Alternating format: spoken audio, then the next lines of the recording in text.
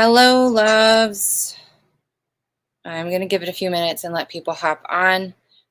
If you are catching the replay, know that I do not do readings on the replay. But please hashtag it replay. Let me know that you are here, and I will send you some love. I'm going to be on 3 platforms today: Facebook, YouTube, and TikTok. I'm trying to gauge whether to continue to go live on Facebook or YouTube, just because the platforms are kind of, it's just dying out. I don't get a lot of, I haven't gone live here enough to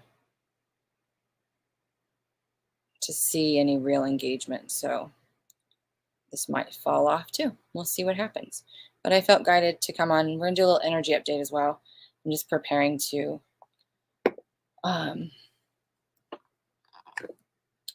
broadcast on TikTok. So I'll be doing that for a second here.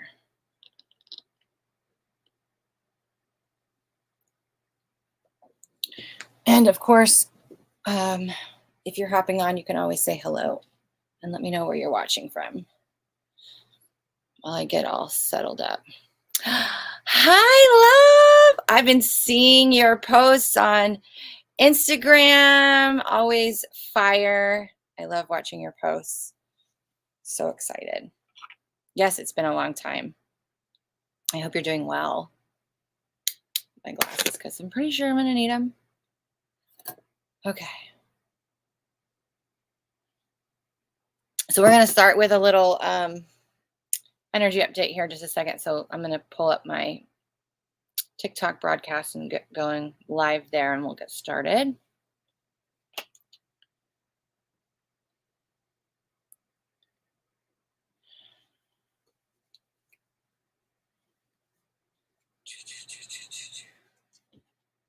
You guys are probably going to see kitties, because if I'm giving anybody else any attention, they have to make a presence. They have to know. Okay. So I don't know how many people, well, let me first start with this. For anybody who's new to me, who comes to find this now or later, who is brand new to me, I'm Johanna Burkhardt. I am a multidimensional channel. I'm a teacher, healer, author, all the labels that we put on people. I'm all those things. But more importantly, I'm just here to really make a difference and help people. That's the most important thing. So today I used to for years, stop it, Dawkins. For years, I did energy updates monthly, sometimes weekly. And I talked about this on my last episode of my podcast. So if you haven't listened to that, I highly recommend going to the Cosmic Blonde podcast and listening to it, because I kind of did a really good in-depth update, but I feel called to do another one because I feel like it needs to just reach more people, and I don't do them very often anymore. And there's good reason for that, because and I talked about this a little bit in the podcast, but we vote collectively at a soul level. These cats are going to drive me insane. I might have to go lock at least one of them in the basement. On a soul level, we collectively make a vote of how fast or how slow we're going to go, of which timelines we're going to collapse. And our everyday energy of how we speak, how we talk, how we behave, how we treat other people, how we treat ourselves. It's our contribution to that collective field. Like we each have our own game, right? We're all the main character of our own story, but we're all playing a collective game as well. And so we each have a contribution that we make. And so around mid 2020 to the end of 2020, and during that time, we really started to speed up, and things started to shift every couple of hours. And it is really difficult to make accurate forecasts. It's not really an energy update, it's an energy forecast when things are shifting and changing the way that they were. And it didn't feel in alignment for me anymore. So I really stopped doing them. And I would still do updates from time to time of things that had already happened. And like I'm sure you guys are feeling, we're having major solar flares right now. But in addition to that, we are at the start of a massive convergence. And so energetically, 2023 has ended. Energetically, 2023 has ended. And so December is really the new year for us. That really starts energetically 2024. But what's happening is we are starting and going into a convergence, and this is a massive convergence. So we're preparing for the new earth, the new way of living. I don't like using the term new earth. I prefer to say the new way that we're going to be living. That's what we're preparing for. And 2024 is going to be like a transition year, where things are gonna we're not going to see the manifestation of the new things building. There's going to be some things that we will see, but we won't see the true manifestation of the new way of living being physically built until probably the end of 25 through 27, maybe even 28. Those 3 years is when we're going to really start to see the physicality of things coming to life. Highland. And so 24 is kind of an in-between year. And so this is where more things have to collapse, more things have to come to light. There's going to be a lot of loss, a lot of grief. There's going to be a lot of confusion. There's going to be a lot of people that are starting new things.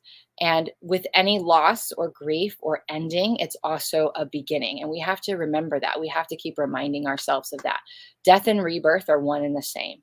And so keep that in mind if you're going through a hard time, if you're going through a loss yourself, if you're moving, losing a job, changing a career, going through a relationship change, losing a loved one, whatever the case may be, know that every death is a rebirth and it's all happening for us. And it's really important. So 2024 is going to be a weird year. It just is. And I kind of want to take just want to talk about this and put this out there. And it's never to put you into a state of fear, because there really is nothing to fear. In fact, one of the things that the guides talked about in the last podcast episode was the most pivotal, important thing that we each can do is to get really comfortable with uncertainty and to place all of our belief in ourselves and our capacity to handle whatever may come our way. And we don't always know what that's going to be. We don't. But all you have to do is believe that when it shows up, when something happens, that you will be able to handle it and to have faith in yourself. There's no need to have faith in anything outside of you, because then you're giving your power away. And we don't have to reclaim our power, because our power is constantly regenerating. We just have to retain our power, stand in our power, utilize our power. And we do that by having faith in ourselves, because we are each an aspect of God, right? Consciousness fractals itself into infinite pieces to experience itself. And we are each, and everything you see and feel and experience is an aspect of God. So your faith needs to be in you and your ability.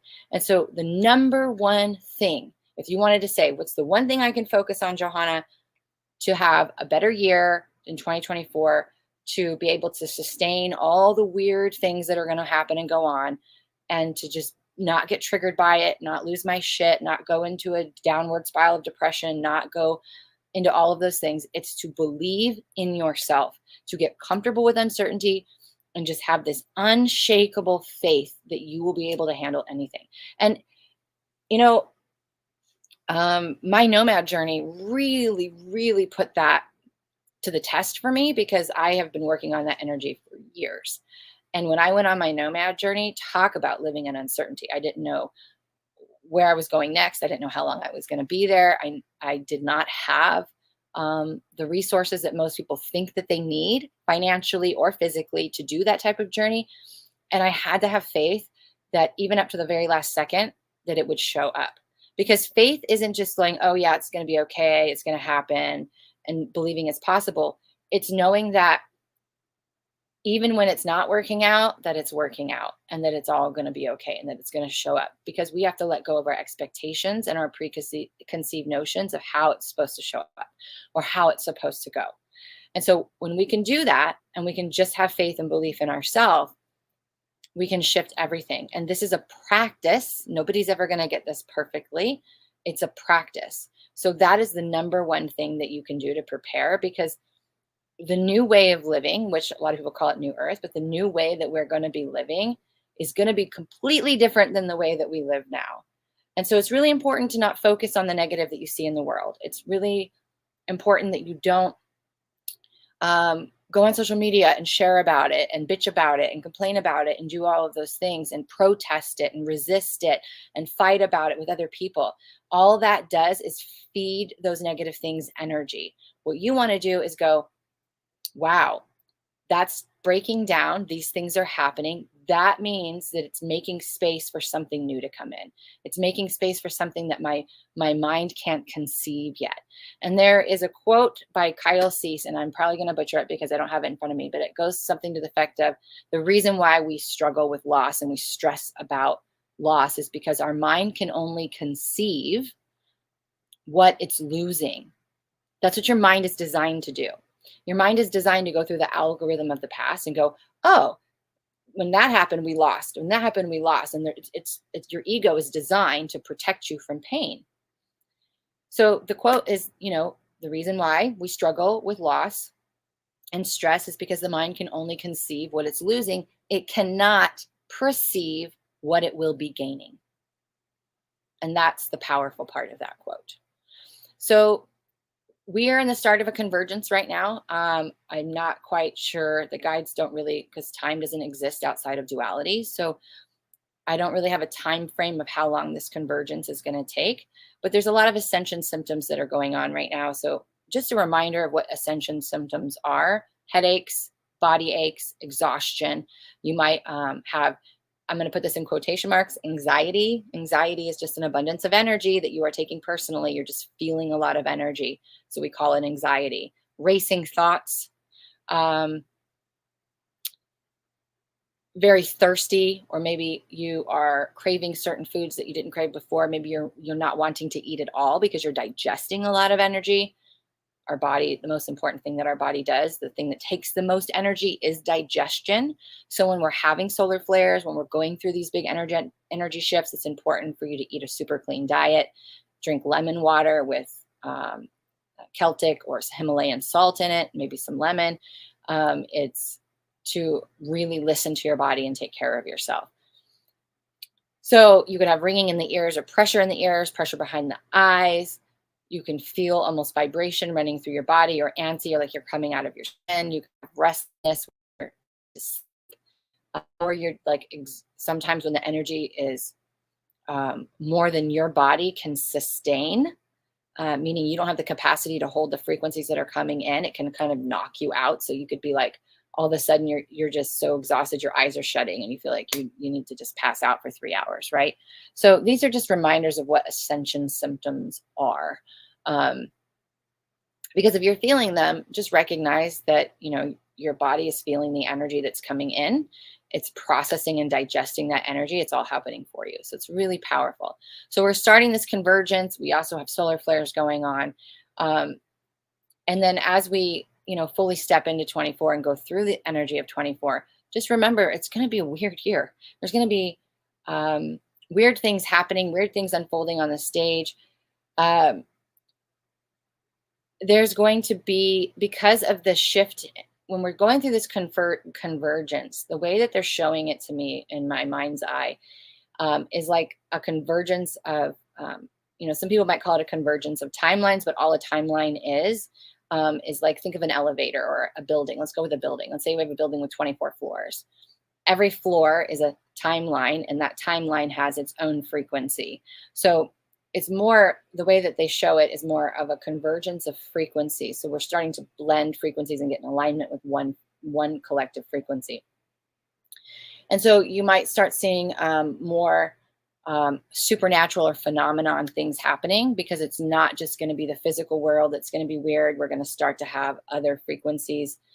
The other frequencies are going to start showing us the things that live in those frequencies. And so we might see more pillars of light. We might see more phenomenon. We might have more earthquakes. We might have more things as the planet adjusts to holding that frequency more long term. In addition to the things on the world stage. It's going to be an election year. Those years are always crazy anyway, because, well, we all know how politicians are. So there's going to be a lot of weird things happening on the planet, but we are here to be the change. And so if you're seeing something in your everyday life or on the world stage that is not something that's in alignment for you, it upsets you, makes you sad, whatever the case may be, that is a mirror for you. Look in the mirror and say, how can I be the change? How can I be, how would I like this to be? How would I like people to behave in the world? How would I like this world to be? And how can I portray that? How can I be that change? Because if we all did that, if we all just decided to be the change that we wanted to see in the world or in ourselves or in our community or in our family even or our friends group, if we decided to take on that role, everybody did that, the world would be a radically different place. And that is the thing that, again, is all we all ever have to do. So it's really, really important that as we go through these shifts and changes, you hold the knowing that these things, belief in yourself and faith that no matter what happens, you're going to be okay and that it's happening for you, and that you need to be the change. You need to be the change. And those two things right there will shift a lot for you. And it doesn't mean that you bypass your feelings, that you don't feel the fear, that you don't feel the grief, that you don't deal with the emotions. You always be present with those things first. You always allow yourself to feel it, and then feel it again, and then feel it again, and feel it again until it no longer has an emotional trigger. And that's it. That's all you have to do to alchemize it. And it literally is so simple that it screws with your brain, because we have been trained that everything has to be hard. We have to work hard for our money. We have to work hard for relationships. We have to do everything's hard, hard, hard. And so when we think about doing this type of shadow work, hi, Angela. And we're doing this shadow work, and we're doing these things of feeling our emotions and communicating our emotions and doing all those things. It's such a quantum thing. It's so simple. Quantum is simple. It's all inclusive. It's not complicated. It's not hard. But our brain can't conceive that because it's been programmed to believe otherwise. And so we fight with it and we go, oh, sitting with this feeling for 60 seconds and then it went away. Let me go dig that feeling back up because it's so powerful. I should feel it for longer than 60 seconds. And that's where you have to know better and go, oh no, I'm good. And the next time it comes up, I'll feel it for another 60 seconds or until I'm not feeling it anymore. You know what I mean? So these are the things that we have to keep in mind. The quantum field is simple. It's simple. It's not complicated. It is not hard. We humans make shit hard. That's it. So we're not going to go into specifics of what will be seen and how things will move and flow in 24 because there's so much undetermined still. And this is how they show it to me. The end result is still the same. The destination of where we're going is still the same. What's going to happen when we get there is still the same. But there are infinite ways in which we can get there and infinite lengths of time it will take to get there. So I am not comfortable and the guys are not comfortable doing predictions. And there'll be people out there that will, and that's them. But my team will know we don't do that anymore. And even before, like, it's really rare. In the past, there's probably only been maybe 10 times that I've been given timetables. And when they do, it's always a time range, right? So just be wary of anybody who gives you anything different. Allison says, so many ascension symptoms. Thank you for the validation. Yeah, Michigan. I'm in Michigan too now. For those of you who've been following my nomad journey, I was in San Diego for about 9 months. I thought I was going to stay in San Diego, and my gypsy life picked up again, and I am now in the UP of Michigan, and for the winter, no less. I've never lived in the snow, so yay me for living in an uncertain environment. Once again, grow, grow, grow. Yeah. Okay. So if you have any questions about any of that, please drop them below. I'm more than happy to discuss furthermore. And so here's what we're going to do. I felt guided to do some free readings. If you want a reading, these are just going to be quick, short reads. And I laugh when in my head, I laugh because I don't really know how to do that. I try to make them short, but I read until I have nothing else to read. Put your full name in the comments because I will not go off your username. I try to make sure that I'm connecting to you and not to anybody else. And so it's important for me as a reader to have your full name. For those who are new to the way that I read, I'm a physical medium, so I actually pull your energy into my body. And I'll just read whatever comes up and lean into that feeling. And then I'll usually let you ask a question if I feel guided. You know, you can always ask, and I'll tell you what I'm feeling. Sometimes mediumship can come through. With quick reads, I try not, my team knows I don't really like to do mediumship on these, but oftentimes if there is a loved one who's been like banging at you trying to get your attention, or it's really going to be a big shift for you if they come through, they might bring them through. So it's not off the table. It's just mediumship takes a little bit more energy for me because I'm a physical medium, and I try not to do them. I try to reserve them for paid sessions. Tips are always appreciated. If you resonated with your reading, you can click the link in my bio on TikTok and donate via Venmo or Cash App. And I will drop the link right now here for Facebook and YouTube. That is not the link, so let me fix that. And I'm going to go to who I'm drawn to. So if I don't pick you right away, please don't take offense. It's not personal. I usually try to get to most people. But sometimes there'll be people that the guides would just say no. And it's not because there's something wrong with you. Oftentimes it's because maybe you get too many videos or actually serve you for that purpose. If that makes sense. Okay, so those are up. Again, you're not required to donate, but if you have a reading and it feels you want to tip, it's appreciated. Okay. All right, do we have anything else that we need to say? Oh, if you have any questions about mediumship, energy development, spiritual development, any regular non-reading questions, you can always drop those too, especially if you're struggling with something, and I can do my best to help you. Today I'm being of service. I just felt to be of service. Oh, you're in Grand Rapids. Honestly, I don't know where that is, but I'm right on the border of Michigan, the UP, and Wisconsin. Hi, Kathleen. Okay. You're going through it, and doctors can't find anything wrong with me. Please put your first and last name.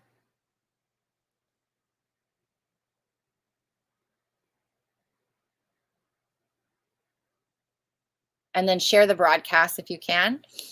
That's appreciated too. Okay. So I have cards. Sometimes I might pull a card. Most of the time, some people draw when they're reading. I shuffle cards. I have my notebook if I just want to switch to drawing. Claudia Ray. Is that how you say her last name? Ray? Are you still here? And if you see me looking this way, I'm on TikTok. If you see me looking this way, I'm on YouTube and Facebook. So just be patient with me.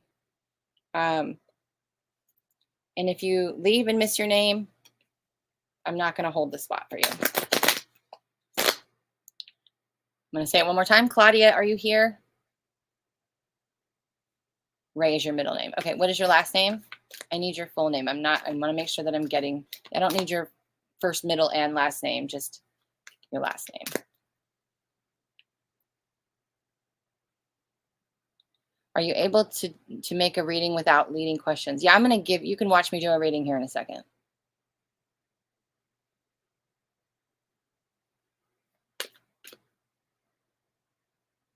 And remember, these are quick reads, so we're not going into depth.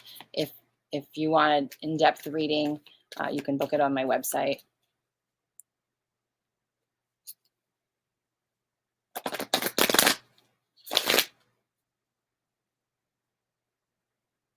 And if you're not comfortable giving me your first and last name, then I won't. I'm not going to do it. I just prefer to have a secure connection. Okay, while we're waiting for her to do that, I'm going to switch over here. Oh.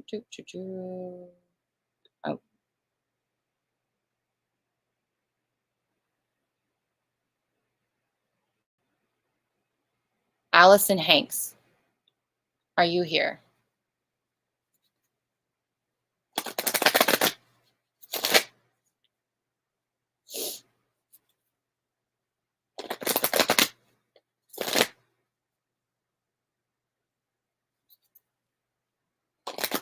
Allison, yeah, okay, perfect. All right. I'm gonna take these off for a second.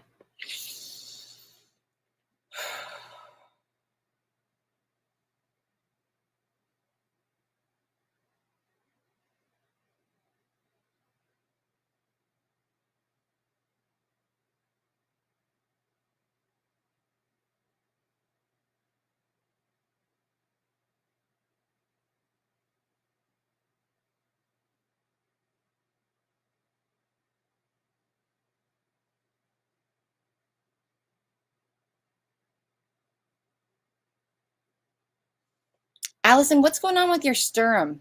I feel this energy in your sternum. It's tight. Almost like an energy of defense. Almost like this energy of defense is coming up. And it's weird. It's almost like almost feels like there's something stuck. For lack of a better term, it just feels like there's some stuck energy there. Almost like the example I keep, even though it's not in the same space, but it almost feels similar to like if you have something stuck in your throat and you can't swallow and you can't drink, it's just uncomfortable. And there's this energy, but it's coming from, it's like there's this energy in your solar plexus. It's, we all have a pillar of light, and each chakra is a marker between that pillar of light. And it's almost like this energy is trying to get into your heart. It's trying to be accepted. It's trying to ask you to bring it inward. And there's a resistance there. There's a block to that there. And it just doesn't feel good. And I also am hearing that it's manifested into some health issues for you. So how does that relate for you? Yeah, sternum. Yeah. Sometimes they give me words and I'm not knowing. Hi, Corey. I'm not knowing what the hell they're talking about. I'm frustrated at the moment because my baby hasn't been napping, so I haven't had meditation time. She's crying now, and her dad is getting her. When she cries, it hurts your head. Yeah. That's not what that is attributed to. This feels, so there's definitely an energy of your needs not being met, but there's a resistance. There's a resistance here. And so let me go into what let me get more information on this resistance.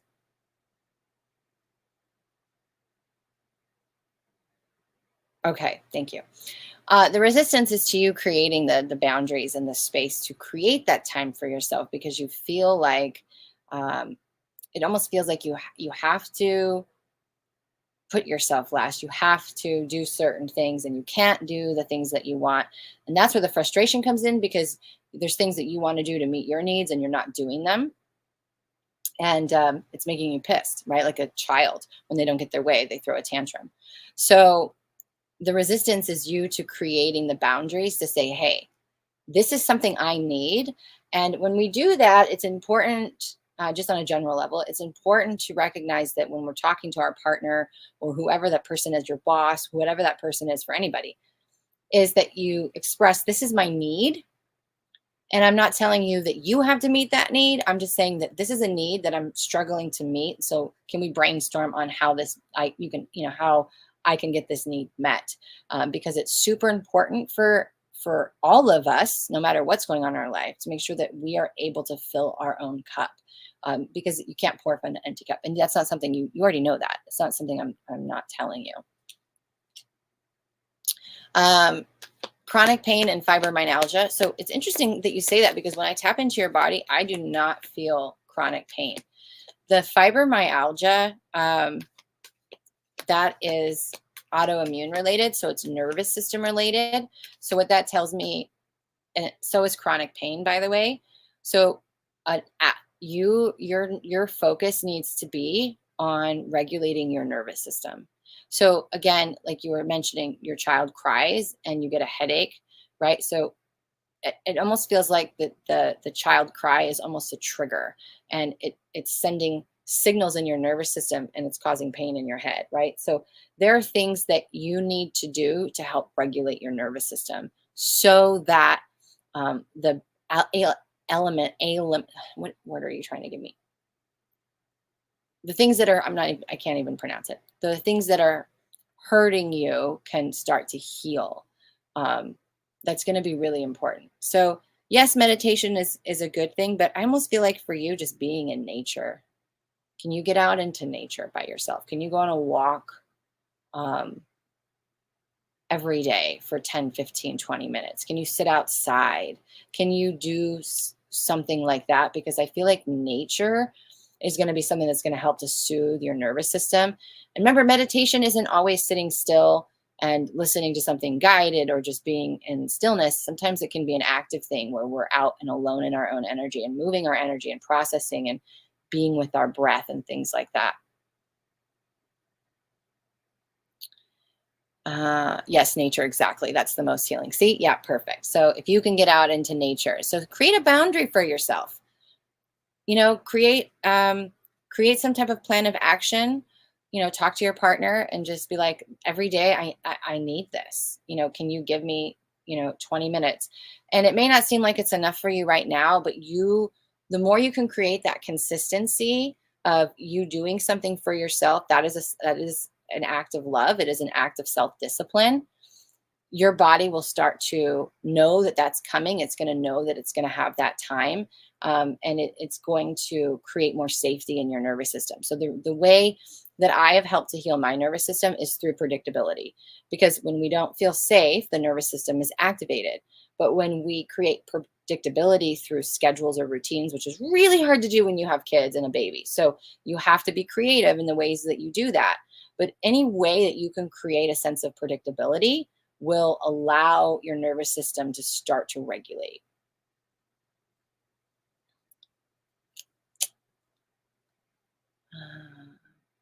Okay. So I hope that helps. I'm glad it resonated, and you are very welcome. Okay, just a reminder, please put your full first and last name in the comments if you would like a reading.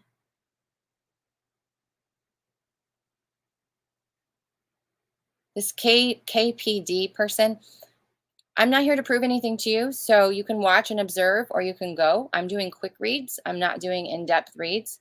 So I'm going to give you the feeling that I have in my body when I take on the energy, and then we're going to go from there. But you don't have to get a reading and you don't have to believe. That's perfectly safe and okay. But if you're going to be on here to create drama or to try to prove something, please just move on. It's not the type of energy I'm down for. Okay, Claudia is on here, so we're going to go back to Claudia. Claudia, are you still here? Shavaria. I probably butchered that, and if I did, I'm so sorry. Okay, Claudia. Claudia. Yay. Okay, Claudia, I'm going to read you now.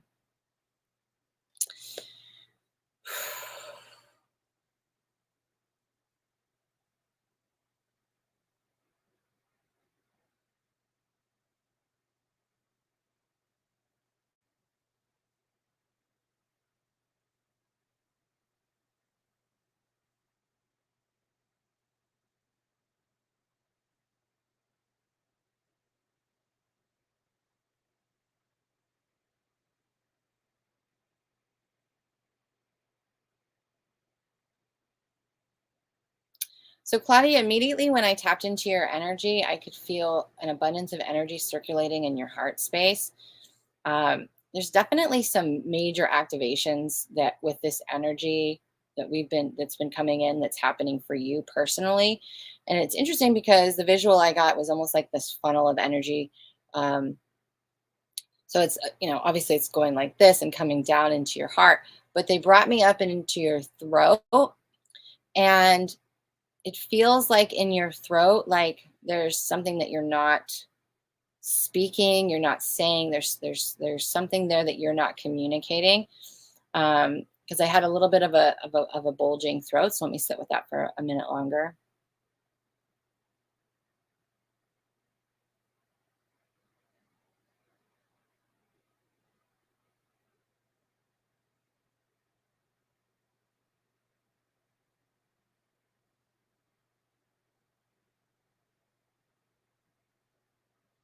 And they brought me into, and it's not severe, so this is good because it means it hasn't been happening for a long time.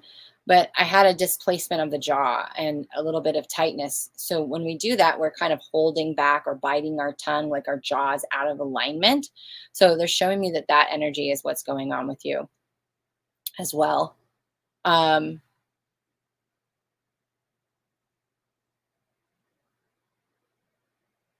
how do you resonate with that?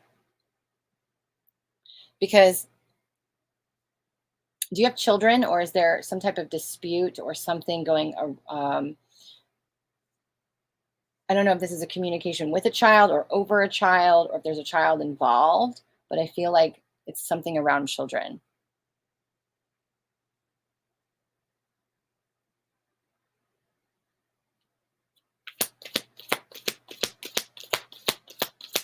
But it's definitely clear that you need to speak up, and you don't have to do it from a space of anger or um, callousness, um, or even passive aggressiveness. It's just a matter of saying, like, this is what needs to be expressed. This is what needs to be expressed. Um, and they're saying it needs to come from a place of ownership, not blame, not victimhood. It's just a matter of going, like, look, this is how I feel, and expressing that. When we take ownership of how we feel, it changes the conversation. When we come at somebody from a place of defense or attack, or like, you're doing this or you're doing that, or any of those things, it puts that person on defense, and then both people shut down. But when we come from a place of ownership and we're like, hey, like, I've been feeling this way, you know, and this and that, and just owning what's happening inside of you, it really starts to open up the heart. It opens up the dialogue. You have grown children. Okay.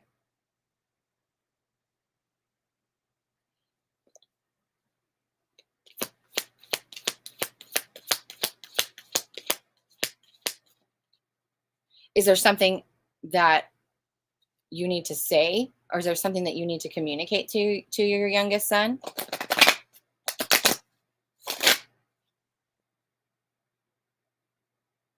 Because I just feel like he might not be happy.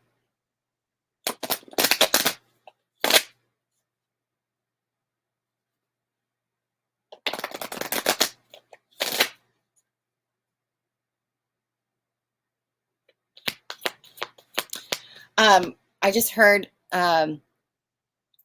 you chose you. I don't even know if you right if I don't even know if you really realize that, but you chose you. You chose you. Yeah, he keeps his distance from you. Um, you chose you. And when you choose you, oftentimes our children almost take that as a sense of anger or abandonment, because for most of their life, and this can happen even with friendships or partners, you may have geared your life to please others, or to serve others, or to, put them ahead of, and then, but something has shifted in you. It's like you're going through an expansion of self, and you recognize that you have to come first, and you have to choose you, and your needs are important. And oftentimes when we go through those shifts, people who struggle with that because of their own misperceived um, notions about what it means, right? They're making their story in their head about what that means, kind of pulls them back. And there might be a level of blame going on, or victimhood. And your job in that sense is, again, the communication piece, right? Is communicating how you're feeling, and letting the other person have their feelings. But when we open the door and we communicate how we're feeling, not blame, not why are you doing this, not, why won't you talk to me, any of those things. But when you just open up your heart and say, this is how I'm feeling, I don't know how you're feeling, but I want to have a dialogue about it, it can sometimes bring the guards down and you guys can be like, oh, because the most important thing is to be able to be heard and to allow someone else to be heard. So if you guys can have a conversation where you both hear each other without needing to be right, without either party needing to be right, it can be very healing, because it's okay for someone to have a different version of events they see through their own lens and see you in different light. And it doesn't mean it's true. It just means that's how they're viewing it and that's their feeling. And it can give you kind of insight into where they are in their evolution. I would definitely suggest that.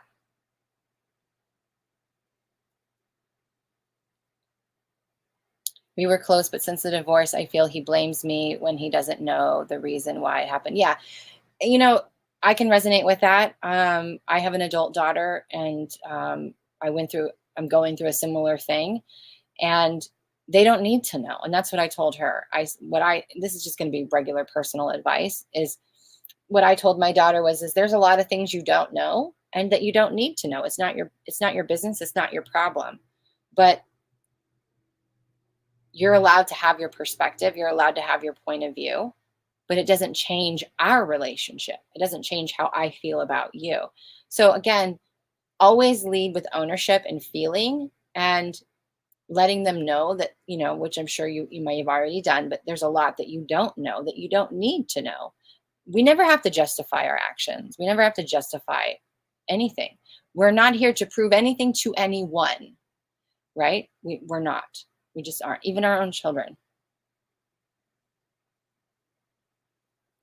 So that would be what I would do. I feel like that's going to make a big help for you. He works with his dad, so he talks to him more. And sometimes it makes me wonder if dad has told him things. I mean, it's always a possibility, but even if that's true, we can't control other people. You can't control other people. So what I would suggest is you come in with an open heart, and express how you feel, and maybe that you miss him, or try to make connection with him. And that's all you can do. You can open the door to your heart. You can open the door to a line of communication, and just be vulnerable and honest. That's the scariest thing we do, is to be vulnerable. It is. But that's what I got for you. That's what I would do. Give me 1 second here. I need to check something.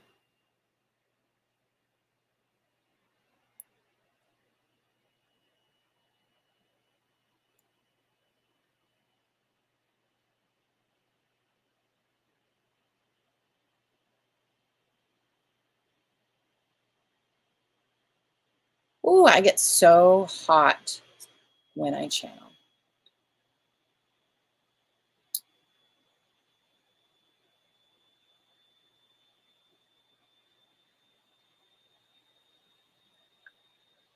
So anytime it involves another person and I tap into their energy, it's always going to be through you and through your lens. So it's not really a clear read.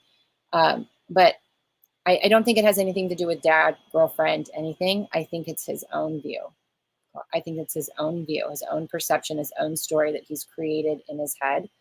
And children are really good at that. Their imagination and creativity is so much stronger than it is when we're adults. So I think it's all his own perception of what he saw, his view of things. And it's your choice how much you want to tell him. But I think that, again, the very best thing you can do is just come in from a place of ownership and vulnerability, and open your heart and open the line of communication. And it may not get you anywhere in the beginning, but the more that you can continue to do that and be there, and not come in from a space of defense, not come in from a space of needing to prove anything, the better off you're going to be. Because when we defend ourselves, we're revealing where we have doubt within ourselves. And so I don't want you to doubt your decision. I don't think you do with the divorce. Again, I really feel like you chose you. And again, people have a hard time understanding why we do things because they're not in our shoes. And you know what? I always say, pray you're never in my shoes, because I survived, but you may not, and we never know how hard it is to walk in someone's shoes until we do it. So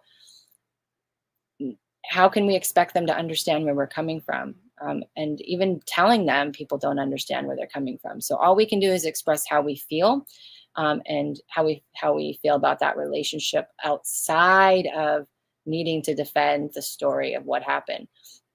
And I think with time, it will get better anyway. But the longer you go without coming from a vulnerable place and having that emotional connection, the farther apart you're going to get. He's 20. That's what my daughter is. She's 26. Yeah, he doesn't need to know the truth. Absolutely. I agree with you. So just come back to feeling, come back to your relationship with him, and be patient. Be patient. And again, for anybody, be willing to hear the truest, the most, the best way we can describe love in action form is being heard. When someone is allowed to be heard without the other person defending or judging or criticizing, that is the closest example to what unconditional love is. So just be willing to hear his whatever he has to say, even if he doesn't do the same for you. The more he can see you come from a non-judgmental place, and just being willing to hear you, and you saying, okay, you're allowed to feel that way. You're allowed to have that point of view. That's not mine. There's things you don't know that you never need to know, but you're safe to have that. The more he's going to feel safe to be around you and talk to you, because you don't know the other conversations that are taking place. So anyway, I hope that helps. Okay, Summer Richardson. You didn't put your name in here, but I know your name. So are you still here?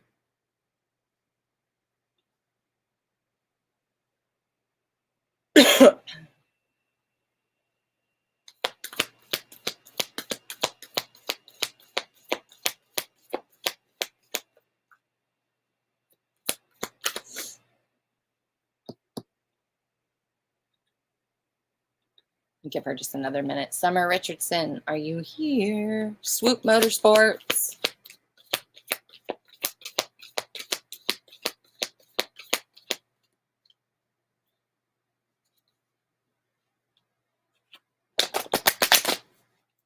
All right.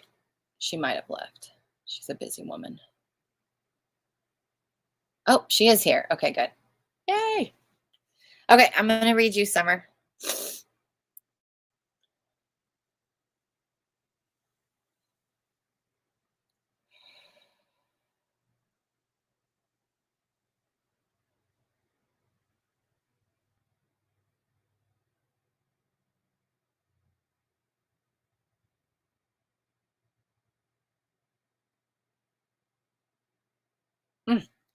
So before I even fully had the connection of your energy, I just felt this surge of excitement. Like there is something big happening. Like there is I feel like there is something super exciting on the horizon for you. Super exciting on the horizon for you. Like I just felt this, like your team is so happy. They're like, yeah, she's doing so good. There are some big things coming for her. Like, I don't know. I just feel this energy of excitement for you. I also feel a lot of energy in your heart. Like just, you have been, you're just radiating. You're just radiating so much love. And so much authenticity, they're saying, so much authenticity. And they're saying the more authentic you can be to who you really are in the mainstream, the more attention you're going to receive. And by attention, they mean connecting you to the right people seeing you, that's going to take you to the next level. You don't need to wear a mask. You don't need to pretend. You don't need to do anything or be any certain way to get followers or to get sponsors or to get the attention of those people, other than being vulnerable enough to be completely authentic, And you have been, just because I know you and I follow you on social media, and you've been way more authentic than you've ever been before. But that needs to continue. But there, and I haven't talked to you in a while, so I don't know what's actually going on behind the scenes in your life, but I feel super excited for you. So I don't know if there's something that you're questioning or going, is this going to happen, or what's coming next? But I want you to be excited about it, because there's some exciting things. They're saying for you and your husband. So um, I know he's a part of your racing team, but I feel like he does something else too on his own. They're telling me that, like, this is going to be 2024 is going to be a big year for both of you. Hi, Katrina. Did you have a specific question, Summer? Because that's really all they have for you. They're just like, 2024 is going to be a big year for you guys. Authenticity's got to lead the way, though. You've got to just keep being authentic and just become more and more authentic, more and more yourself. And I do feel like there's certain people that you're going to connect to that's just going to change everything. It's just going to change everything. I feel something big coming, and that is all going to work out. It is. It's all going to work out. It really is. Ooh, a card flew out for you.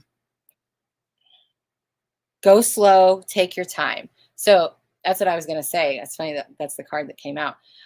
Sometimes when we feel something coming, we feel that energy coming. And I've talked about this before in reels and God knows where other, but, and I've done this myself. Sometimes we can feel the manifestation coming around the tracks, coming around the mountain. We can feel that energy coming towards us. And when we feel it getting closer, it gets more intense and more intense. We're like, oh, something big's going to happen. Two things. One, we either mistake it for something bad's going to happen, and we start to stress, worry, and then we delay and keep at bay that manifestation. Or two, we jump too soon. We jump too soon. So wait for clarity. Wait for clarity. If you're confused, it's not the time to move. Yeah, it's hard to wait patiently. A lot of unknowns right now for racing. Don't jump too soon. Be patient, go slow, trust, stay in the excitement of when you feel that something big, just get excited. Do a little happy dance for 30 seconds and just be like, it's happening, it's happening, it's happening. And keep the frequency, because here's the thing. I just shared this on my TikTok, that Matt Kahn posted a video, and I loved it so much because it's so true. Your manifestations don't happen because your law of attraction skills are broken or you're broken. You what I call you're not able to sustain the frequency. And what he said was, his version of that was, you're not at the space where you can handle that manifestation with grace and with maturity without fumbling it, right? That's why people win the lottery and then they blow it all the next day, or they inherit money and they blow it all, or they get famous and they end up drug addicts. They weren't mentally, emotionally, or physically capable, mature enough to handle that manifestation. So this is where the work comes in of us being able to sustain the frequency of that thing that you're living on. So anytime you feel that big energy, I want you to do a little quick happy dance and get super excited, because nervousness or anxiety and excitement are one and the same. It's just the other sides of the coin, I've been waiting on so many others to make decisions that it will impact my season next year. So I've been anxious and hoping it works out. Yeah. I'm waiting on so many others to make decisions. Yeah, I can see that. Well, they're just saying stay in your lane.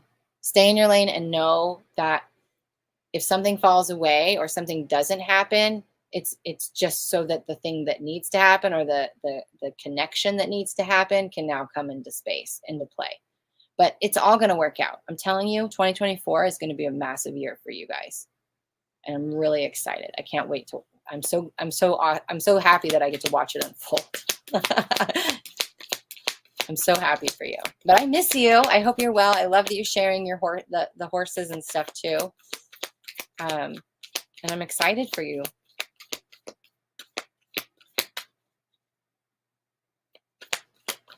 Okay. So let me go back through. Okay, I did one over there. Let me go over here and see if there's a name on TikTok that I've missed.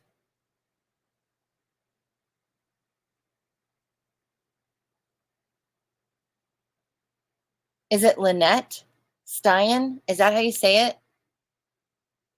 Are you here? You're so welcome, Summer.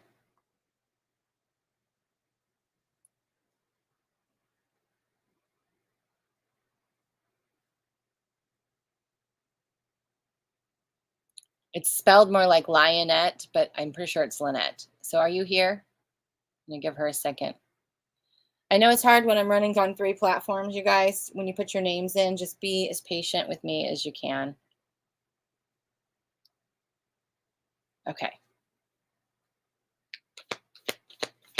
I'm gonna read you.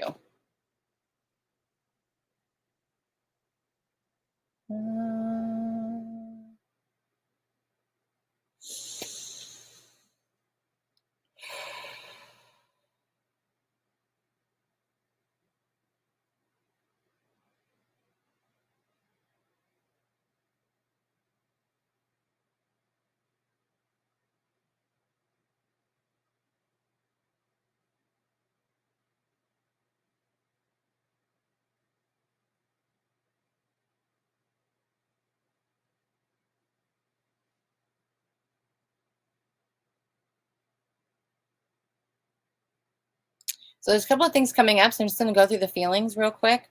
I feel a racing heart. So I don't know if you have anxiety, if you struggle with anxiety, or just like racing heart, racing heartbeat. Almost I feel like I almost can't catch my breath, or I'm getting flustered. So I kind of get that feeling. And there's actually some energy clearing. For those of you who don't know, when I tap into your energy, there's also some energy clearing and realignment that's happening. So as I'm saying that, I can feel it kind of reorganizing a little bit. So I'm definitely feeling that energy big time for you, and I can feel it in like a tightness in your chest, almost like I want to say a bracing for impact, but it's more than that. It almost feels like uh, this definitely feels like a shield of some sort. I'm feeling energy in both shoulder blades, but more the left shoulder blade. A lot of energy there. So there's there's something that you are shouldering, that you are carrying, that is not serving you. Um, and I feel like they make me feel like you've tried to set this down multiple times, but you just keep picking it back up. And I also feel energy down into my root, and almost like a soreness or a stiffness or pain in my left leg, especially from the buttocks down to the back of the thigh. It just feels strained. And our left side is our receiving side. So this is where we receive love, we receive energy, receive from another person.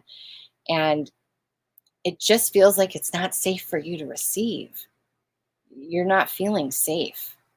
And this may stem from you being hurt or whatever, but um, there's just a lot of energy of protection and um, anxiety and activated nervous system.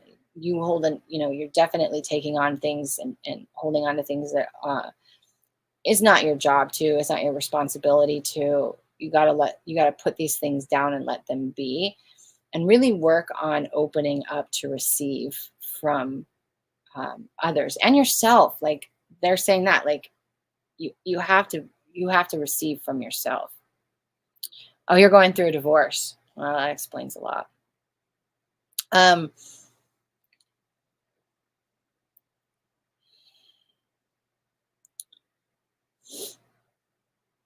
I know this is probably going to sound like a loaded advice, um, the hardest decision, the hardest part was already done. The hardest part's been done. And that's that you chose to walk away from a situation or relationship that was no longer in alignment. Um, the rest is all the other things that you are feeling is the disorganization, because for so long, when you're in a relationship, whether it's a marriage or not, there was routine and predictability. And this is why so many people stay in comfortable misery, because it's predictable and they know, and their nervous system would rather stay in comfortable misery than step into uncertainty, because the nervous system does not know what's going to be happening. And so it's the same way when we get into a safe relationship. It's so foreign, it starts to feel activated. So nervous system work for you is going to be powerful. They're saying somatic work. Somatic work is, you can go to yoga therapy. You can just do yoga. You can do hip openers. You can sit and really get in touch with your body. And again, feeling the feelings. So whenever any type of overwhelm comes over you or anxiety comes over you, it's a matter of sitting with it, relaxing your body. They're saying like you tend to tense up. So when you tense up, relax your body. Like, sometimes you have to literally go, oh my God, I'm frozen, I'm tense, and just unlock your body and just sit there and say, this is what this feels like. I'm, when I'm in fear or when I'm anxious, whatever the case may be, and just allow yourself to feel it over and over and over again until it gets easier and easier and easier. And this is the work. And it's not going to be easy while you're going through the divorce, because obviously of how divorces can be, but even afterwards, right? So give yourself, when they were talking about giving to yourself, like receiving from yourself, because there's definitely fear of receiving going on. It's not safe. And that, I don't know the particulars of what happened in your relationship, but I feel like there's a lot of distrust, and you're not really wanting to be vulnerable or let anything in, and understandable, but can you let yourself in? Can you start with that? And we do that through grace for ourselves, compassion for ourselves. That means we don't judge ourselves. We don't beat ourselves up. We don't over criticize or correct ourselves. If we're having an off day, if we need a day of crying and screaming, if we need a day of sleeping, if we need a day of pampering, if we need a day of running, if we need something, that we honor that and that we give to ourselves. And so that is going to be the first step for you, is can you receive from yourself? Can you, even though a lot of things are going on and you may be, feeling shame or guilt or feeling you're being attacked or unsafe, can you be your own safe space? Can you start receiving from yourself?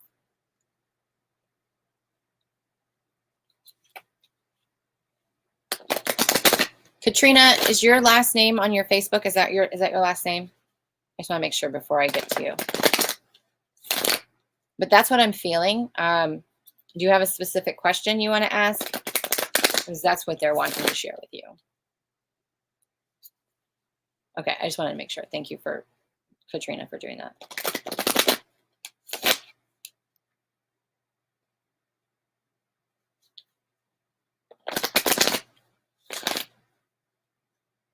They're also saying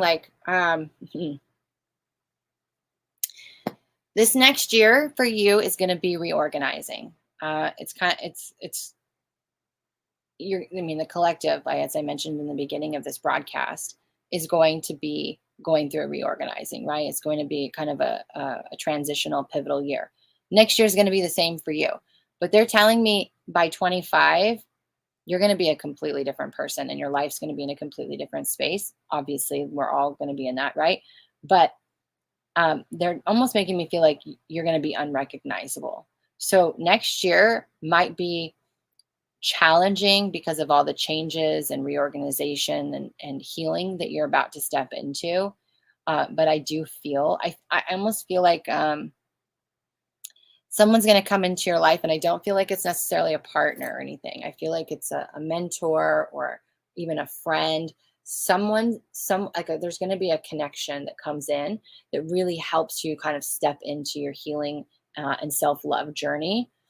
And you're not even going to recognize yourself by the time you hit 2025. And your life's going to, it's going to get better. It absolutely is going to get better. Don't ever question that. Things are going to work out for you. It is difficult. And I just want you to know that I know that it's not easy. And that's why their message to you was, can you start receiving from yourself? Receive from yourself. Stop judging yourself. What you're going through is challenging. It would be challenging for anybody. So know that, and you be your own safe space. You be the most loving voice in your mind and to yourself. You have to start there. You have to start giving to yourself what you want others to give to you. You need to start treating yourself how you want other people to treat you. We teach people how to treat us by how we treat ourselves. You have to start there, my love. You have to start there. That and doing somatic work, meaning getting in touch with your nervous system and your emotions that are trapped in your body. Those two things, those are your focus for yourself. The other stuff is still going to need to be looked at, worked through, right? Because obviously you're going through divorce. But I'm just letting you know that is what the guides are saying is the most important thing for you to do right now. That's going to help you. Because I don't feel like you have a big support system. You have to be your number one support system right now. And that sucks. But it's happening for you. And it also still sucks. And it is difficult. And I just want to validate that for you. Okay. And I send you lots and lots of love.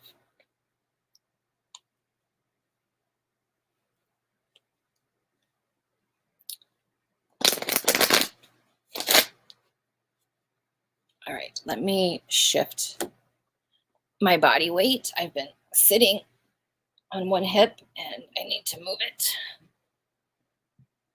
Okay. Okay, loves. I'm going to do Katrina McCabe next. Go back. Did I miss somebody? I feel like I might have missed somebody. If I've missed you, just put your name in again. And if I'm meant to get to you, I will. Put your first and your last name in the comments so that I can get as clean as read as possible. Please know that these are quick reads, so we're not going into super depth. I'm going to go with what I feel in my body. The guides will come in and give me whatever message is most important for you to hear right now. It may not be what you want to hear, but oftentimes what you want and what you need are two different things. And then if it resonates and you want to send me some appreciation, you can. I have Venmo and Cashapp, or you can share however you feel called. It's up to you. But it's not required. It's just an option. All right. Oh, you're new here. Welcome. We did a little energy update at the start. If anybody missed that, you can follow me on YouTube. You can watch the YouTube video and you'll see in the beginning I did an energy update. That's kind of what we're going through now and what we're going to be doing in 2024. And I felt guided to do some free energy reads. So that's what we're doing. So welcome to this beautiful community. You can also ask for advice, guidance on your spiritual journey, things you're struggling with, questions, something you want to learn how to do. All those things are on the table. Okay, Katrina McCabe, you are up next.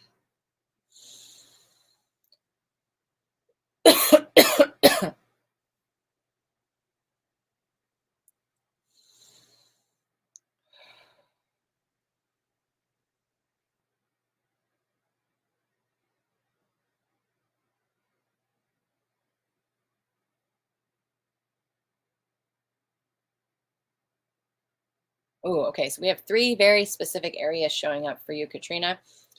I was brought first to your left knee and then to a little bit of your throat, but mainly the jaw, and then to your solar plexus. Very tight, very, very tight. So this is the translation, my dictionary. There, you're afraid of moving forward. You're afraid of taking even one more step. There's a lot of fear coming up with you. Uh, you are not believing in yourself and what you are capable of doing and creating, and that needs to change. There is things in your life that are challenging for you right now, but again, as we have mentioned several times, these things are happening for you, and you need to step into your power. You need to retain that power. You need to own that power. And you don't have to jump, you don't have to run, but you need to keep taking the very next step. I feel like you don't really know what the next step is, and they're telling me that you know. It's so contradictory.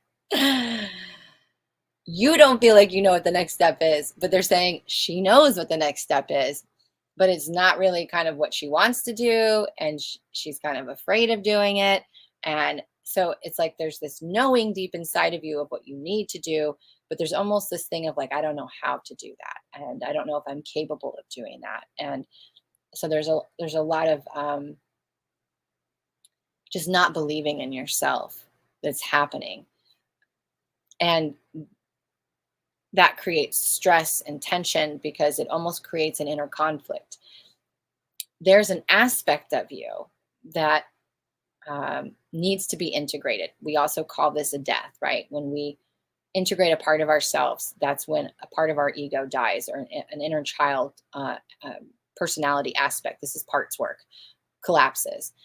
They create stories in our head. They call in relationships and situations to keep this alive. They feed you to distract by scrolling, by watching TV, by doing whatever, eating, drinking, whatever the case may be. Those are the parts of ourselves when you want to go into avoidance, or when you want to or when you start listening to the fear stories. They're trying to keep your energy alive, and it sometimes can get intense. And the more intense it is, the closer it is to your heart space, the closer it is to saying, this is how they always tell me, when things get super intense and you feel it like right here, that is a situation or a part of yourself that is literally banging on the door of your heart going, will you accept me? Will you let me in this form, how I am right now? And so I feel like there's a lot of this energy because there's a part of you that is definitely afraid of moving forward, and I'm not sure why.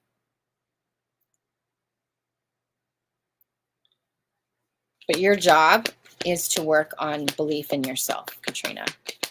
Belief in yourself.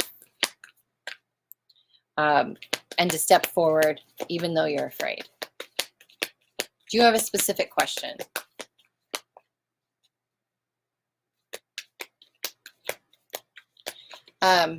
They're also telling me something about your kidneys. So can you, I don't know if you normally have kidney issues, or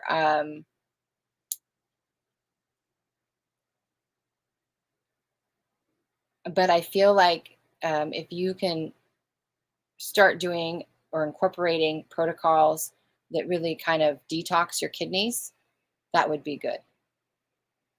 You have one what?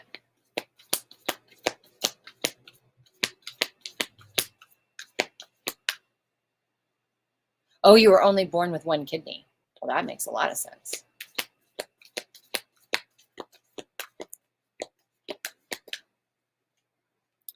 Have you been having any issues with your kidney? Because I can feel it. So whenever I can feel the kidney, it feels, so here's what happens when, and you probably know way more about this than I do, but from my own perspective and how I'm feeling, is it creates, it backs up our communication system. Our lymphatic system, it is such a mover of fluids, right? That holds memory, holds energy, holds things. And so our kidney is our filter for a lot of things, just the same. It's another filtration system, just as our liver is. So if you can, it has to work extra hard. So if you can just do a little, pay more, a little attention right now, maybe do, kidney detox protocols, like Medical Medium has some things like that. I'm sure you have all kinds of ones that you know to do. Fluid with the heart in and out of the hospital last 2 years. 5th open heart surgery almost 2 years ago. Wow.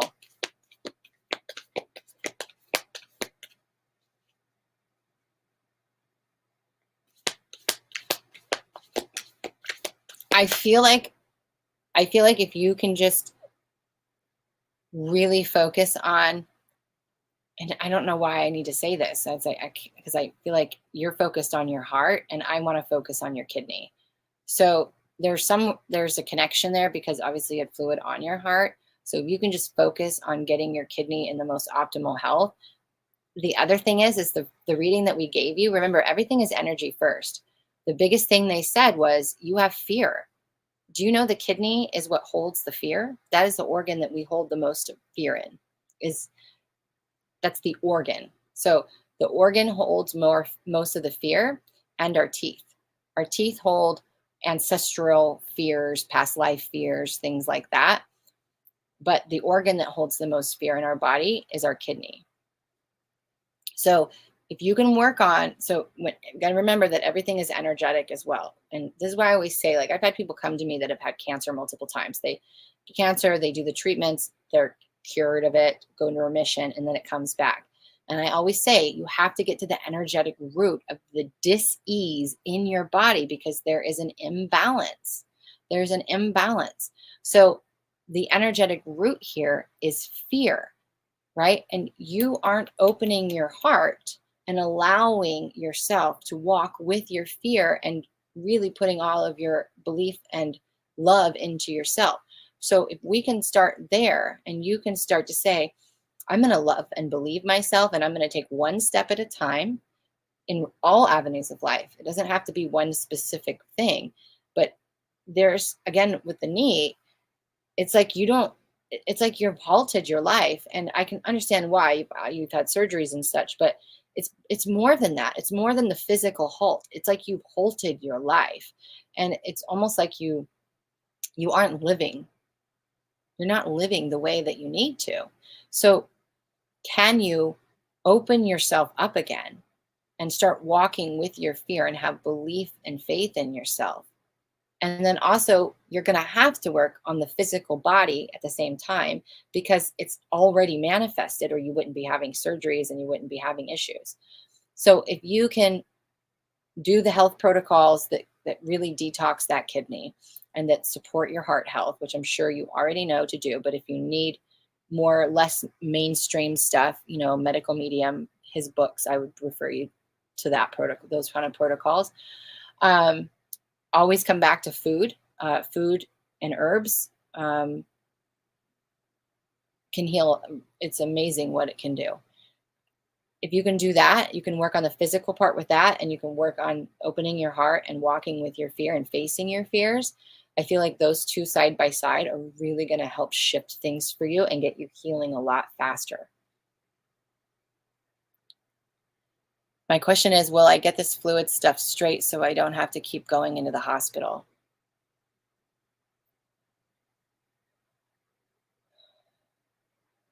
It really depends on you.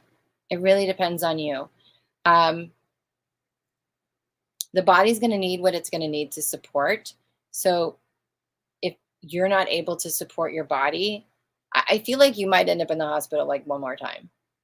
I hate to say that, but I do feel like you might end up there one more time. I feel like this has gone so far beyond where it needed to go that's why. Like it's like it kind of swung to the other side of the extreme. When you start doing these other things, you're going to start to kind of bring yourself into balance, and things will slowly start to settle, and then you'll start to move forward again. So don't be surprised if you go in one more time. I don't think it's going to be as bad. And I know that this is dampening your mental health. So support system is going to be super helpful for you, an emotional support system. And really using this downtime to really sit and feel the fear. I just can't say that enough. And I said it several times in this broadcast. When you feel any type of fear or stress or anxiety or anything, relax your body, open yourself up, open up your heart, and feel it, all of it. And just say to yourself, this is what this feels like. This is just sensations. This is just emotions. They're saying to me right now, look at the metaphor of your issue, a buildup of fluid on your heart. It's almost like you won't open your heart. Our emotions are carried in like emotional waters, right? You won't open your heart. And so it's like surrounding and drowning your heart. So can you open up yourself to the fears, to the anxiety, to all of the emotions, and just start feeling them? Sometimes our physical body stops us because we're not listening to our emotional body. And in order to be in balance, we have to have mind, body, and our spirit, our emotions. They all have to be functioning at some type of level. If one's out of balance, it throws all the other ones out of balance. So I really like that they gave you that analogy, because I want you to really think about that. And while you're down, or any day of the week, anytime any energy comes up, you don't have to you can excuse yourself, but you don't have to stop everything that you're doing. You just have to acknowledge. So my purification process, that's in my book, it's all over YouTube. I've done a million videos on it. You guys all should know it. Most of you should know it by now. I see you, I hear you, you are safe, I love you anyway. I see you is recognizing what's happening. Right now, I'm anxious. I'm anxious right now. I'm in fear right now. I'm sad right now. I'm depressed right now. Call it out, own it. That takes away 50% of the charge immediately, right? I hear you. The story, what's the damn story in your head? Can you recognize it's just a story? It's not true. You get to choose whether to believe that or not. You get to choose how to rewrite that story. But can you listen to yourself? Can you hear that aspect of yourself without judgment, without criticism, without shame? Can you just hear it and go, wow, okay, I hear you. I hear myself. I am safe. You're safe to feel, because it's just sensations in your body. It's just emotions. It's not going to last. If you let yourself be wide open to it, it's going to feel it and it's going to move on. It's when we resist it that it gets bigger and bigger and bigger. And then our body starts to break down and things in our life start to break down. And I love you anyway is loving yourself regardless of what's happening in your life, regardless of how you're feeling, regardless if you're rich or poor, you're single or in relationship, if you're sick or well. Can you love yourself in that form? So if you can just practice those 4 things and allow yourself to be open to feeling, while also doing the physical things that you need to do, because this is manifested severely into your body, you're going to come into balance. They're telling me it's going to take you a little bit of time, and this is going to be the work for you. So be patient with yourselves. You are going to get better. It is going to get better, but I do feel like you may end up in the hospital one more time. There's just been a lot.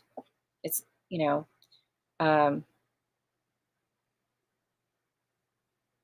yeah, so a card came out for you. Solitude. In silence and peace prevails. I have my thing on, so no point of even showing you the card.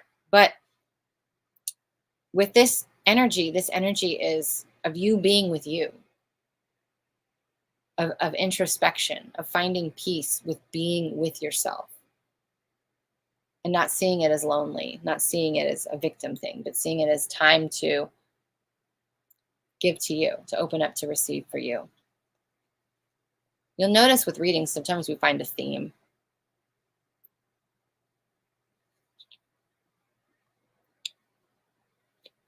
Anyway, that's what I have for you, Katrina. And I'm sending you so many healing vibes and so much love. And I hope that you start to see the light. at the end of the rainbow or end of the tunnel, because that's a lot. And then no, it's got to be challenging. You're so welcome. And sometimes that's all we need is a perspective shift, because, you know, that's one of the things when, for me, developing my skill as a reader, I had to spend a lot of time learning how to read my own body and learning how to read myself and really mastering my own energy. And then I built a dictionary. And I got so much information over the years of what different parts of the body, you know, the energy they hold and what it means. And it's been super helpful for me and my clients. So my dictionary is my dictionary. And if it resonates for you, then I hope you take it and utilize it. Everybody's a work in progress. Just be patient with yourself, my love. Be patient with yourself. Okay. I have no idea how long we've been on. An hour and a half. Holy smokes. All right.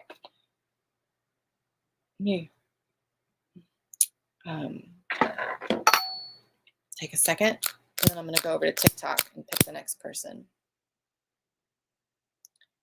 If I've missed you, just put your name in there. I can't promise I'm going to get to everybody. Some people are going to be, I'm going to be drawn to right away. They might need a message more. It's not personal. It's just who I feel guided to.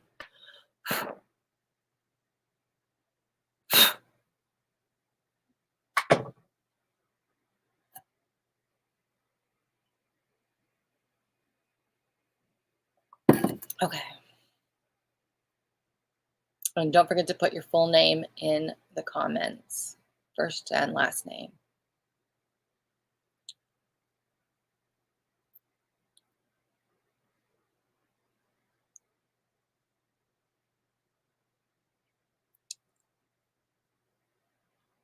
Tamra.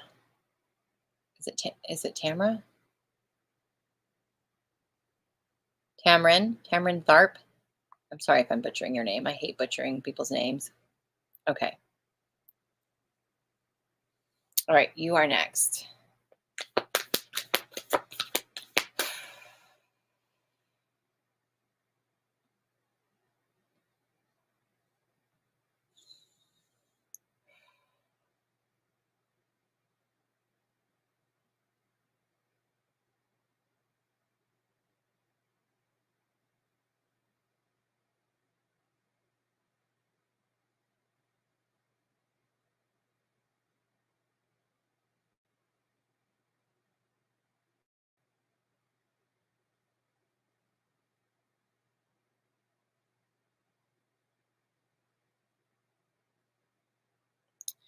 Okay, so I'm going to go through, again, I'm going to lean into the feelings that are coming in for you immediately. I had big energy behind the eyes. Obviously we know that's the third eye.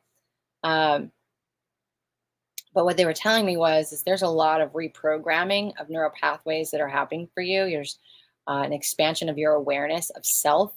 You're starting to see things differently. There's a lot of shifts and changes happening in just the way that you perceive your world and how you walk into the world and how you are in the world. Like there's an expansion of self and self-awareness that's happening. It's just another level of awakening that's going on.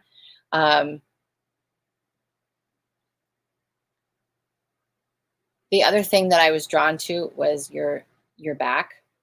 And I can almost feel it in the shoulders too. They show it to me visually as a backpack of like rocks, honestly.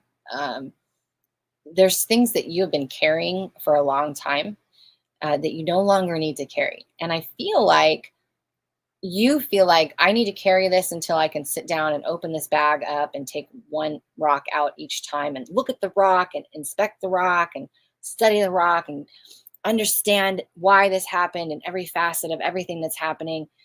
And they're like, that is a complete and utter waste of your time. There will be things that need more observation and more introspection and more understanding. But for the most part, what you're carrying just needs to be set down. Because I almost feel like there's a physical misalignment in your body. I don't know if you go to a chiropractor or an acupuncturist, but I almost feel like there's physical aches and pains in your body, and it's all from energetic weight. There's stories and past issues, and they're saying things that aren't even yours, that aren't your responsibility to carry. You got it on your back. It's like it's so much on your back. Um, and there was another thing, so let me tune back into your body.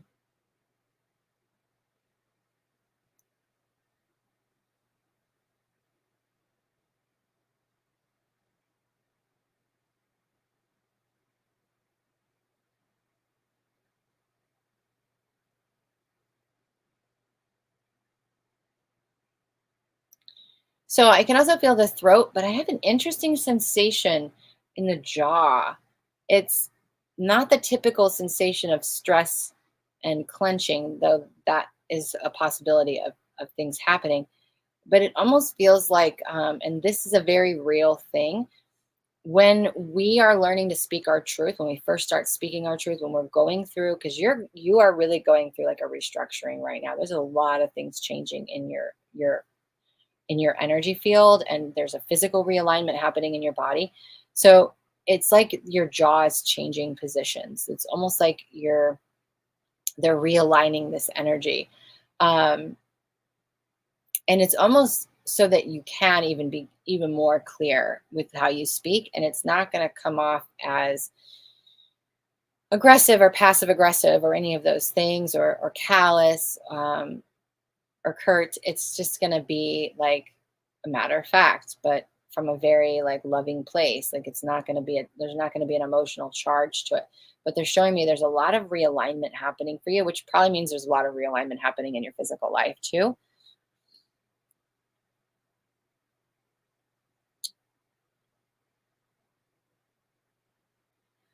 You are most likely a very visual person as well. So your dreams might be extra vivid, or you may see things, or you're starting to see things that you don't normally see, as well. And they're saying don't be surprised if you start having, or you're already having, eyesight shifts and changes.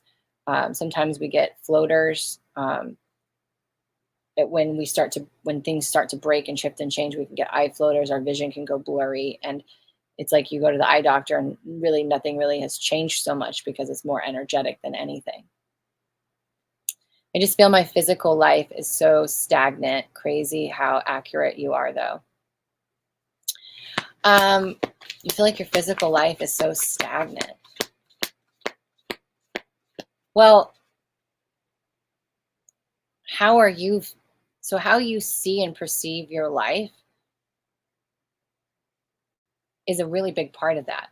So, can you get back into the energy of creating? But I feel like you have to make space for that creation energy. So, the old stories and whatever you've been holding on to, I mean, it makes sense that you would be stagnant if you're carrying a backpack full of old stories, because it's really hard to move forward if you're carrying the past with you. So, can you let some things go? Can you create the space in your life and in your energy for creation to take place? And sometimes that means that we actually have to do a creative activity to get the kind of right brain re-engaged and utilizing again, the imagination utilizing it again. But what do you want your life to look like? Have you sat and thought about that? Have you felt into that? If your life could be anything, what would it look like? What would it feel like if that came true? What would your day look like? How would you behave that day? So if you can kind of start there, and if you struggle with starting there, then get into a creative activity just to get the creation process moving again.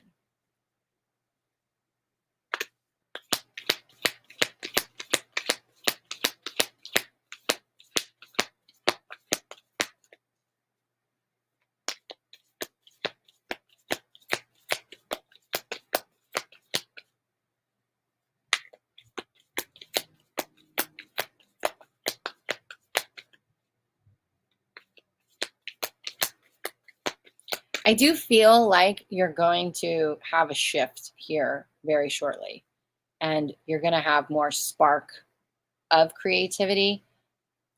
But again, they just keep coming back to what you're carrying. It's got to be set down. It's got to be set down. I do have a lot of past trauma that I still think about, like a record player. Yeah. And my living place, I feel, drains me. Well, then you have to shift it. You have to shift it. When a plant is dying, it's not, it's generally has more to do with its environment, right? So you have to shift your environment any way you can. And as far as the past traumas that you still think about, like a record player, that's not going to get you anywhere. That's just, you're just going round and round and round. So no wonder you feel stagnant. You're not that person anymore. And those things didn't happen to you because of you. They just happened to you. They're just stories. They're just moments in time. And so you can, when those thoughts come up, you can use the purification process that I was talking to earlier about to Katrina. And if you follow me on YouTube, you can watch this replay and you can pause it and write it down if you like. That will be very helpful for you to, when those stories come up, how to work through them. But again, at the very minimum, recognize, oh, an old story from the past is coming up. This is an old story. The record player's on again. Like, kind of almost make it jovial, right? Like, oh, there goes the record player. Record player's on. This is the story that's coming up right now.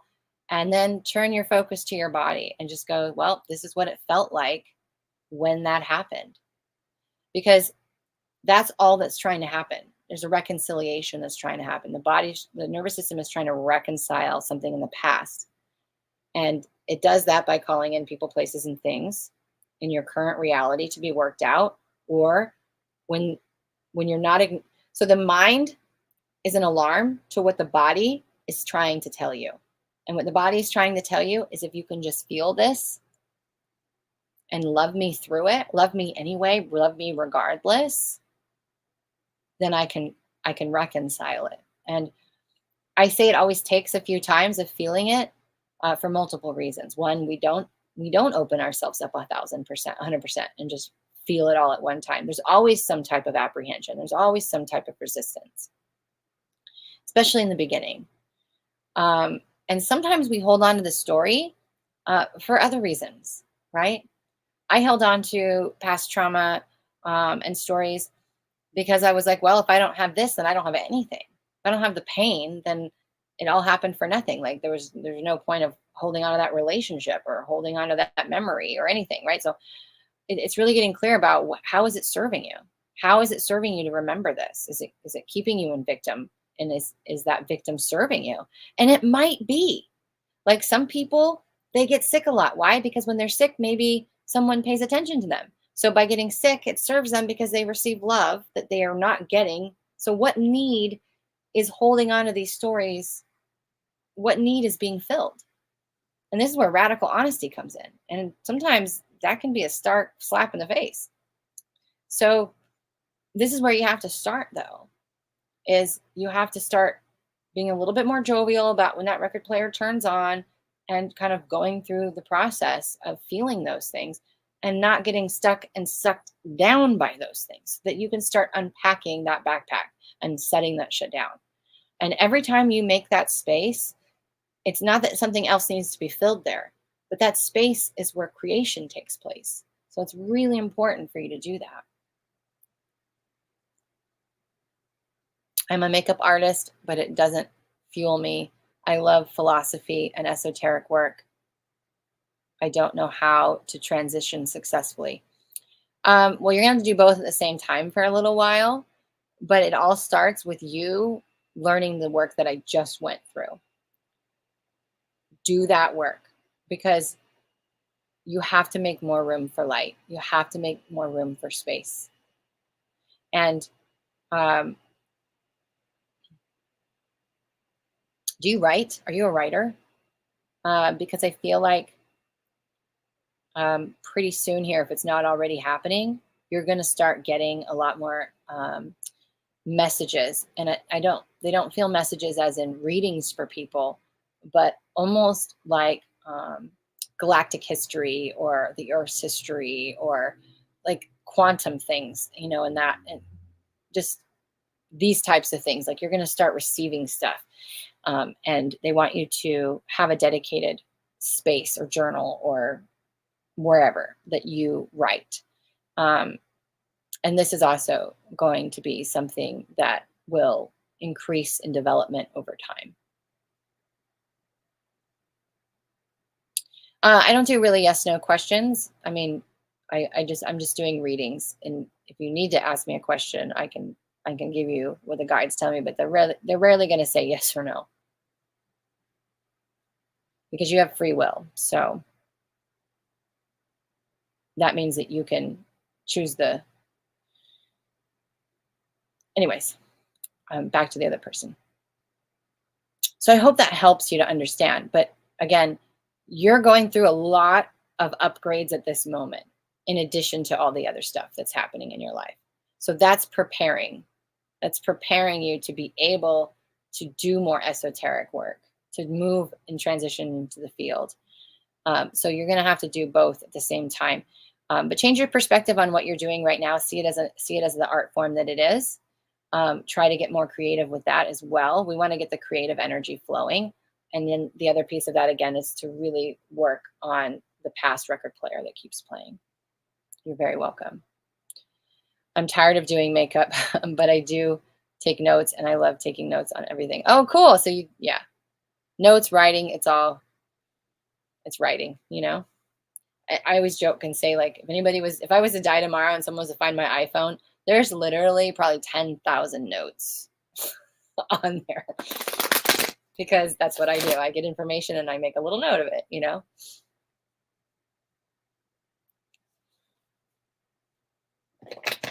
But anyway, I hope that helps you. And I'm sending you lots of love, and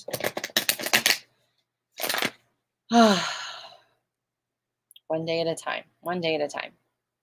Okay. Move over to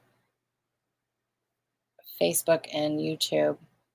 Please put your full name in the comments if you want a reading. I'm not doing card pulls. I just shuffle. Some people doodle, some mediums doodle. I shuffle cards.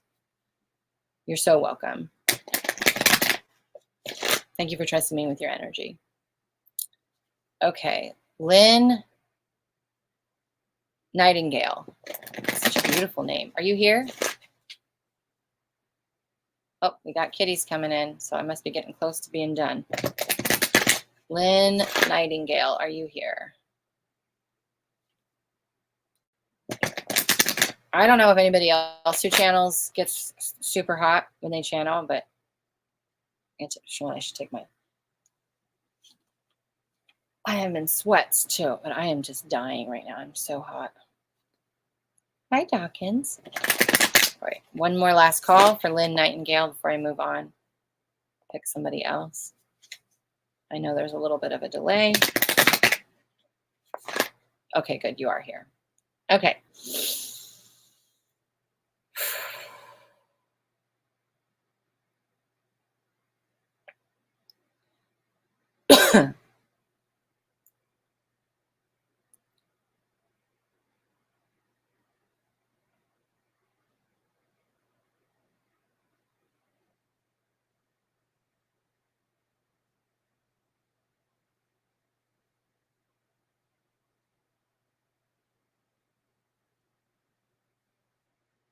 So again, I'm just going to start with first sensation, and we'll go into it from there.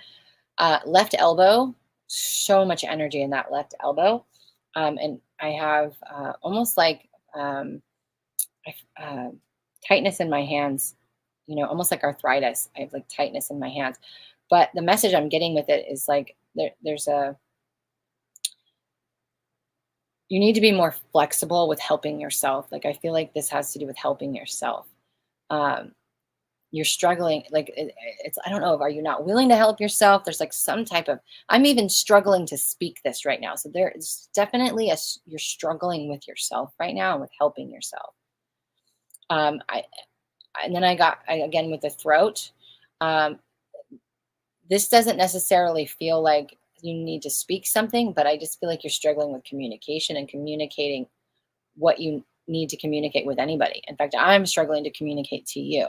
And again, this comes with, there is a struggle happening within yourself. You're struggling with yourself. It's like almost like you're fighting with yourself. You're at war with yourself. There's some of this energy is going on. But at the same time, your crown is very open. I got lots of head tingles. There's energy coming in. There's downloads coming in. There's stuff being seeded. There's shifts and changes happening, that it is being assisted from the cosmos, from your team, from your personal journey. And then the other thing that I'm feeling is the left shoulder blade. But this all seems to be attached, again, to the arm. And this, it's like you have way too much heaviness on the left side, and it's just weighing you down. And this is your receiving side. So if it's clogged, it's like the energy flow can't move through. There's no fluidity here. There's no balance. You're out of balance. And that internal struggle really needs to be your main focus right now.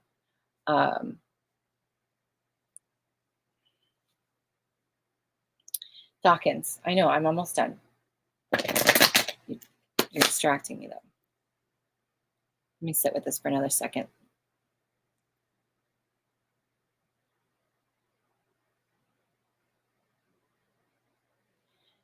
Okay.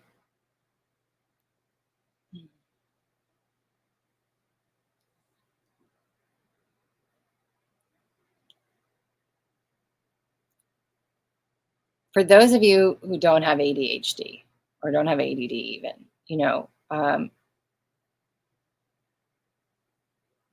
ever start to do something and then you start to do that and you're like, oh wait, I got to do this. And like, oh wait, I got to do this. And like, oh wait, I got to do this. And like, you never get anything done.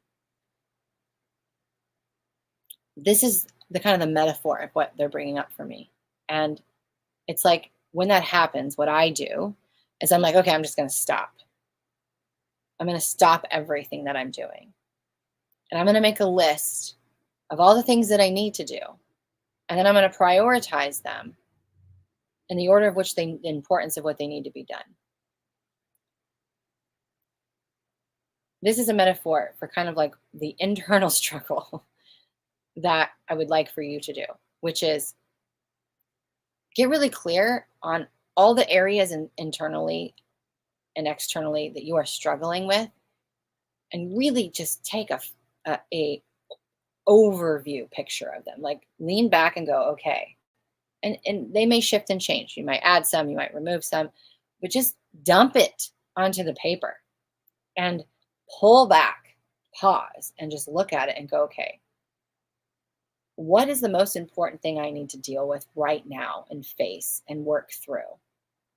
Streamline, clear off my plate, whatever. And focus on that and then go to the next thing. Because I feel like your energy is so scattered, and you're, again, with the receiving from self, I don't feel like you are helping yourself. You're not receiving from yourself. I feel like there's a lot of hypervigilance. There's a lot of masculine energy happening. So I feel like that would be an exercise. And I feel like you actually need the exercise of doing that, of really just acknowledging the struggles that you're having internally and externally, because oftentimes this gets mirrored and we create, we call in people, places, and things to create a kind of a play, if you will, to work some of those things out. Because sometimes it's easier for us to deal with it in experiential ways than it is to reconcile it energetically. So obviously there's going to be external things as well. But that exercise, I feel, will be super helpful for you.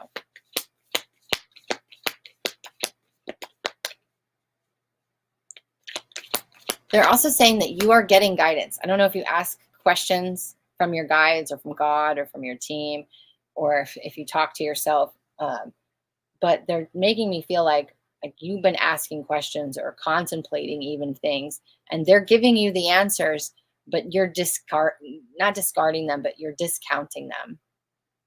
You're discounting them. You're doubting them. So when you ask something, the very first thing that you hear or feel or sense or know that's kind of quiet, maybe it's incomplete, meaning it's not like a book or a direction step by step, you need to listen to that. You need to listen to that.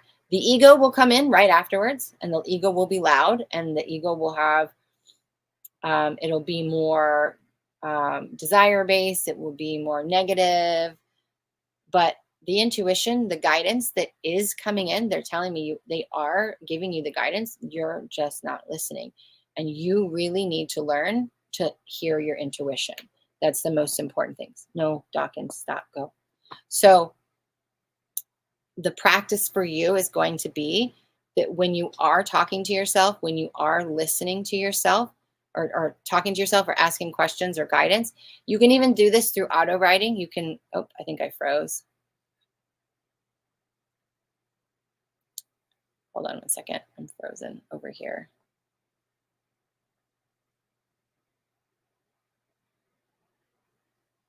Uh-oh. What happened?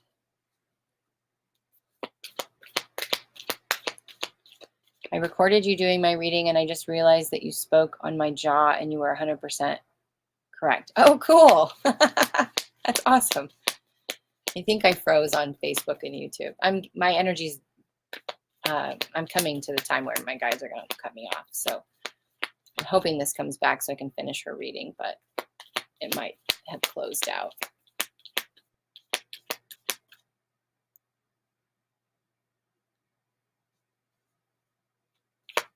We shall see. But for those who are new to me, I have a ridiculous amount of videos on YouTube, even past energy updates. There's tons of guidance on there to help. And I have a book that I wrote, and you can book sessions. But most importantly is tuning into yourself. It's listening to yourself. Getting very familiar with what your body is telling you and what you're hearing, and really trusting that belief system, trusting that intuition.